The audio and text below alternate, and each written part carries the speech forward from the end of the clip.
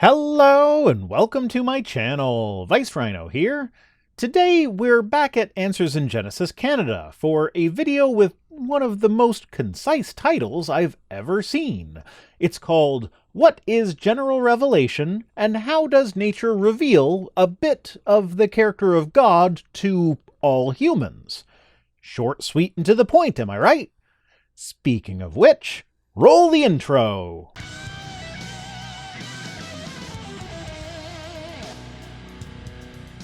Today's question is, what does nature reveal about God's character? Wow, congratulations, you got your question in the right order this time. I mean, you start with an assumption that God exists, but if I grant that assumption and then I examine nature in order to figure out what kind of God exists, then what conclusions will I draw about this God? Well, I might look at the vastness of the universe and comparative insignificance of our planet, and the insignificance of our species when it comes to the timeline of the planet as a whole, and from that I could conclude that we are not the center point of creation. We may even just be a byproduct of something else's creation. This God clearly likes stars more than it likes us. Maybe we're just a side effect of the method it chose to use to create the stars. But as unlikely as it seems, I suppose it is possible that God designed the entire universe just to show off his mad skills to the life he would create on one planet within that universe, though I don't see why such a being would seek the approval of one fairly minor aspect of its creation. But if we assume that it made the whole universe just to impress us, then we look at the life on the planet that it made and realize that no, we actually still can't be the center of its creation at all, as it seemingly designed this planet to kill us in a myriad of ways, not to mention just the overall crumminess of the design of our bodies in general. So, if our starting point is that a God exists, and we use observations about the world to figure out what kind of God exists, the God we end up at is probably a deistic God, and if it's a personal God, it's not one that cares about us very much.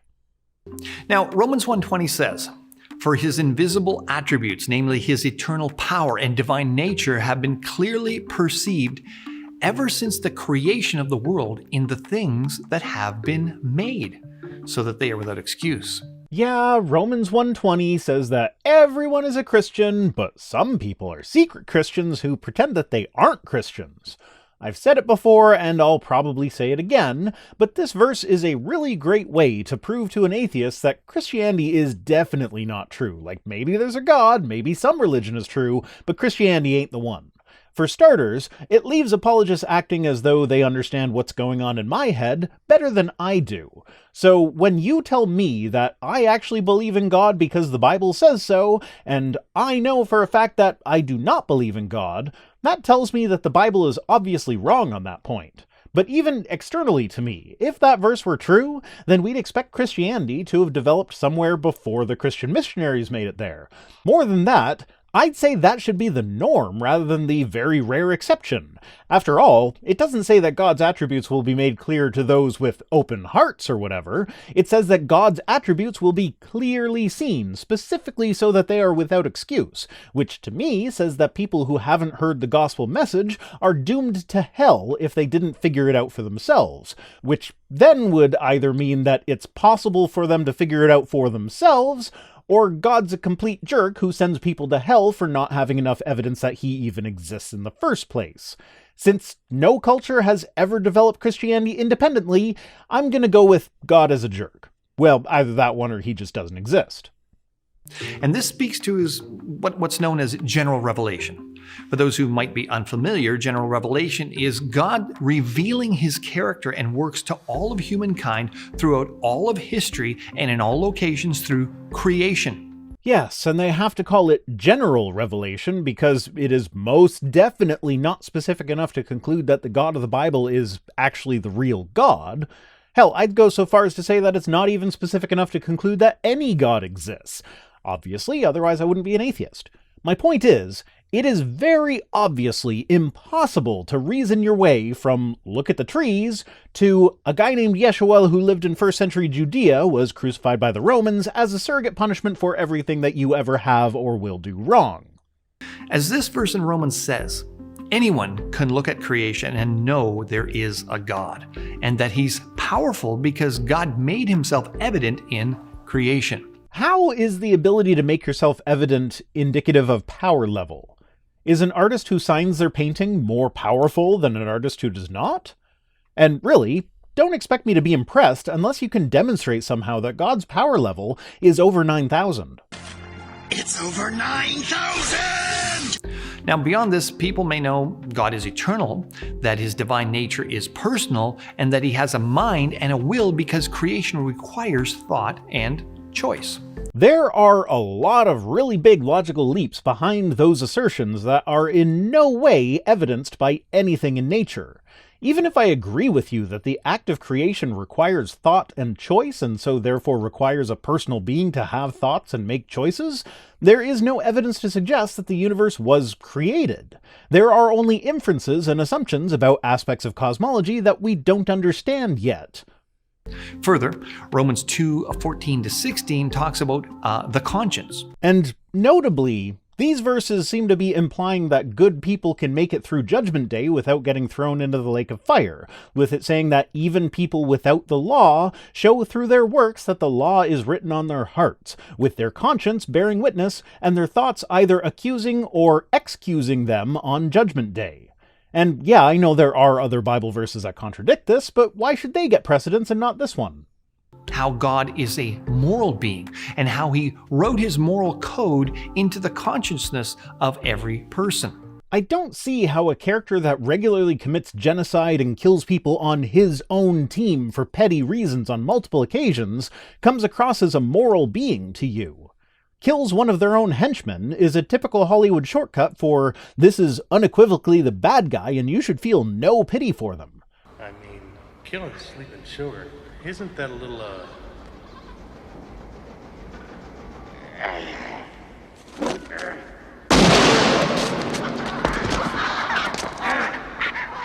No! It's a lot!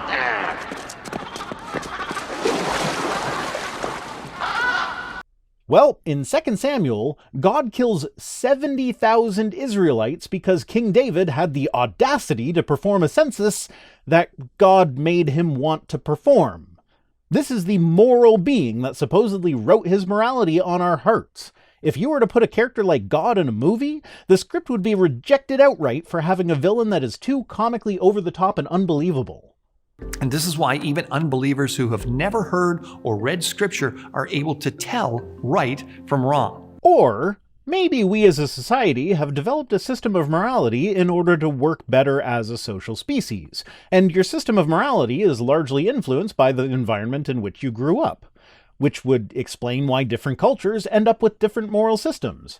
You'd think that if God wrote the same moral code on all of our hearts, then we might all have the same moral code. But reality appears to contradict that hypothesis. And you can know these truths about God from creation even without scripture or someone teaching you from the Word of God. And according to Romans 1:20, revelation through creation has been clearly perceived since the creation of the world. It's been available to all people at all times and in all places throughout history. Which is why Christianity only developed in one place and at one time in history. Oh, wait. It makes sense then that in about 2000 BC, Job, in Job 12:7-12, he urged people in poetic language to ask questions and study nature, because all of nature non-verbally communicates that there's a powerful creator God. Yeah, that passage in Job is a poetic, fleshed-out look at the trees argument. Hey, nature is cool, therefore God exists. It doesn't follow. At all. Acts 17:22-31 records an example of such realization. Paul's preaching to idolatrous Greeks and reminds them that even some Greek poets acknowledge the Creator as the source of life and that they're his children because he created them. This particular passage is talking about an altar that Paul saw in Athens dedicated to an unknown god, which Paul asserted was proof that the Athenians really believed in the same god as him, they just didn't know what to call it. He then tried to tie it into some Athenian poetry by quoting the line, "For we are indeed his offspring." But what does this really show us? It shows us that removing quotes from context in order to make your point really and truly is a long-standing Christian tradition. If we just read the book of Acts, we may come away from this section thinking that that quote was about us all being the offspring of the unknown God. But if you read the poem that Paul is quoting here, it is very explicitly talking about Zeus. So the whole you guys worship a god that you know for Romans 1:20 reasons and don't even know what to call it, but you know that you are its children, actually turns into you guys worship a god that you know for Romans 1:20 reasons and also you believe that you are children of Zeus. It doesn't quite pack the same punch when put in context, does it? But what about atheists who, despite intelligent design arguments, call into question or even bash the character of God using negative phenomena in nature like diseases, mutations, natural disasters, which decrease the quality of life, obviously, often result in death, wreak havoc on the planet? Good point. We live in this beautiful world that God made just for us, which attempts to kill us at every turn, and if it doesn't kill us, it will maim us, or just generally do what it can to make our lives miserable. Technological advancement has negated a lot of these effects, but the fact remains that the world is hostile to us. We clearly adapted to live in it, rather than it being made for us. Well, Romans 1:18 says that those people suppress the truth in unrighteousness. Oh, okay, so you aren't even going to explain why God made earthquakes? We're just suppressing the truth in our unrighteousness. Come on, at least go for the things were perfect until we ate the fruit thing in an attempt to shift blame away from God. Anyone can look at creation and see God. I look at creation and, as I explained earlier, I see no God, and I conclude that if a God is somehow responsible for this God doesn't care about our health and well-being. No suppression necessary, just look at all the stuff that you yourself just listed. Further, Psalm 97 verse 6 says, "The heavens proclaim his righteousness, and all the peoples see his glory." Yeah, great. Your book says that anyone can look at nature and conclude that he exists. But the fact remains that this has never demonstrably happened.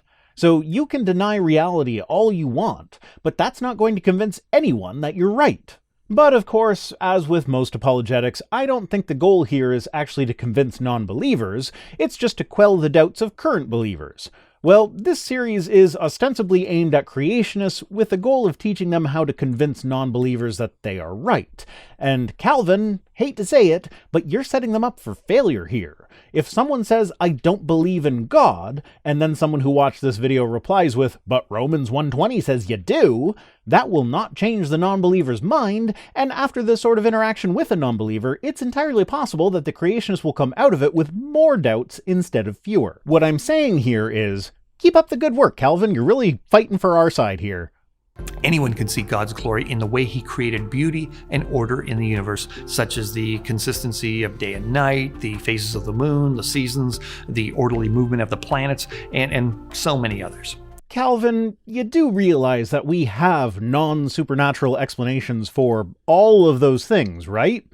Like, day and night are consistent because they're based on the speed of the rotation of the Earth. And the rotation of the Earth doesn't seem to need some supernatural being that's there controlling it, giving it the occasional push lest it stop rotating. In fact, day and night are actually not consistent. They just change so slowly as to be effectively consistent throughout the human lifespan. But day and night were much shorter millions of years ago, or billions of years ago. A full rotation of the Earth took only 21 hours in the Cambrian, and only 4 hours when the Earth first formed over 4 billion years ago. The phases of the moon are just caused by our viewing angle with the moon as compared with the angle it's being lit from. The seasons are caused by the fact that our rotational axis is tilted, and so the side of the planet that is pointed toward the giant ball of burning gas gets hotter than the side that's pointed away from it. The orderly movement of the planets is because of gravity. None of these things require supernatural intervention. And really, you're making it sound like God has to fight against this chaotic force that he can't control, otherwise the planets would just fly off in random directions. Would that happen if God weren't there telling gravity to be a thing? If God paused his efforts for a second, would this chaotic force win? How would you expect the planets to move if God were not there? Would the shadow on the moon behave differently without a God? Would the side of the Earth that points toward the giant heater somehow end up colder than the other side if God weren't there forcing the heat to accumulate on the summer side? These assertions all kind of fall apart if you take a second to think about them. Just as some Greek poets acknowledged the Creator as the source of life. Zeus. The Greek poet acknowledged Zeus. Different religions are a thing. The fact that different religions are a thing does not in any way prove that your religion is the correct religion.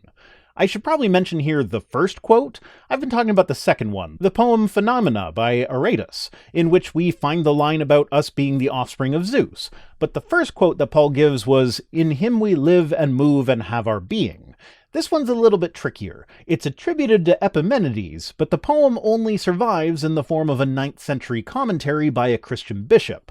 The full line is, "They fashioned a tomb for you, O holy and high one. Cretans, always liars, evil beasts, idle bellies. But you are not dead. You live and abide forever, for in you we live and move and have our being." But even in the context of coming from a Christian source writing a commentary over 1,000 years after the original would have been written, it's clear that this poem is, again, about Zeus and not an unknown god. In this case, the lie of the Cretans is that Zeus is mortal. So Paul's whole point about the worship of an unknown god relies on his equivocation of Zeus with the unknown god. In reality, this unknown god was likely seen as a fairly minor deity, the god to make offerings to when you can't figure out which other god to make your offerings to, or when you've already made your offerings and they've been ignored. The unknown god is the last-ditch effort god. So atheists should understand that life comes from life. Life appears to be a series of chemical reactions. Very complicated ones, to be sure, but chemical reactions nonetheless. Life is not even adequately defined. That's one of the main issues plaguing the search for extraterrestrial life. Would we even recognize extraterrestrial life as life if we saw it? The problem here is that there is no concrete line, something where you could say for sure a thing on one side of the line is alive, while a thing on the other side is not. The barrier is fuzzy, something like a virus, for instance. Some consider viruses to be alive, others do not. Self-replicating proteins might also be considered alive, but they usually are not. It's like asking the question, how many hairs do you have to lose before you are considered bald? There are definitely people who have hair that we would all agree are bald, and there are people that we would agree are on their way to being bald, but are not yet. But where exactly is the barrier? How can you sit there and say with such certainty that life only comes from life, and that we all know this, when we haven't even pegged down exactly what life is in the first place? Not from non-living matter. Everything you eat becomes a part of you. The purpose of your digestive system is to break the stuff you eat down into its constituent parts, and then repurpose those parts for use in your own body. Which means that the first step in incorporating matter into your body is to destroy all semblance of life from your food. Non-living matter becomes life every time you have a meal. Yet they don't, because they suppress the truth of the Creator God in their unrighteousness. How does that work for people of other religions? Surely the pagans of Athens that Paul was addressing were not convinced that life came from non-living matter. They would tell you that, of course, Zeus is the source of life. Are they still suppressing the truth in their unrighteousness?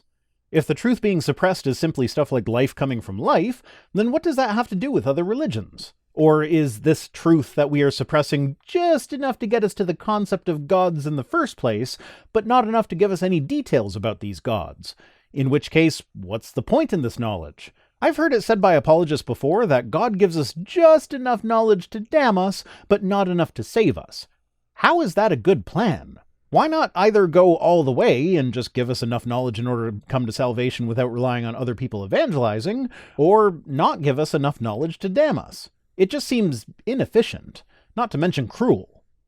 Because to admit there's a God means being accountable to him, and many people don't want this. Yeah, apologists like to say stuff like this, but what really gets me is the idea that I could somehow be aware of the existence of an all-powerful being who is going to torture me for all eternity, and then choose to ignore this being's existence in order to have the relatively mundane life that I have. There are Catholic priests who are supposed to remain celibate who have had more sexual partners than me. I don't do drugs. My alcohol intake is low. So low, in fact, that the drunken movie night live streams that I used to do represent the majority of times when I have actually been drunk in my life. So what exactly am I doing with my life that I wouldn't be able to do if I acknowledged a God? You might say my YouTube channel, but honestly, do you know how much more money I could be making as a religious channel? Hell, already having a semi-popular atheist YouTube channel would set me up for some pretty amazing successes in the Christian apologetic space. Unlike the apologists like J. Warner Wallace, there's actually really good evidence that I was an atheist who actively fought against Christianity. How many speaking engagements, book deals, and interviews could I get for my conversion story?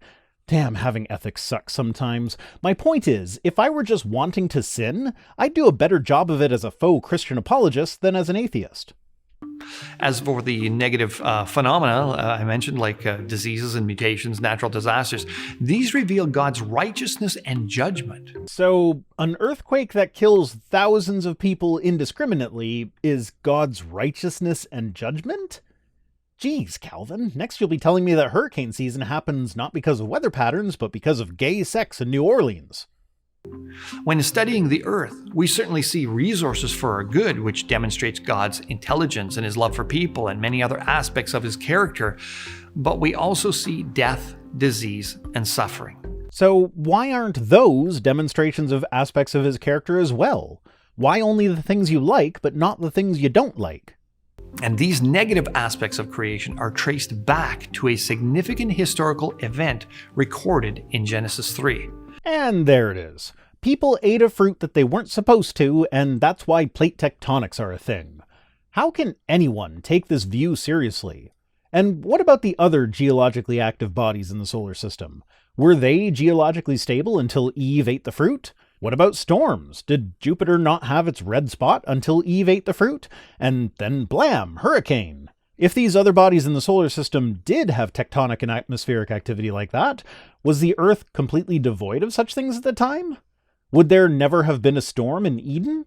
Was the core of the Earth not molten? I really need to know the geological and meteorological implications of this hypothesis.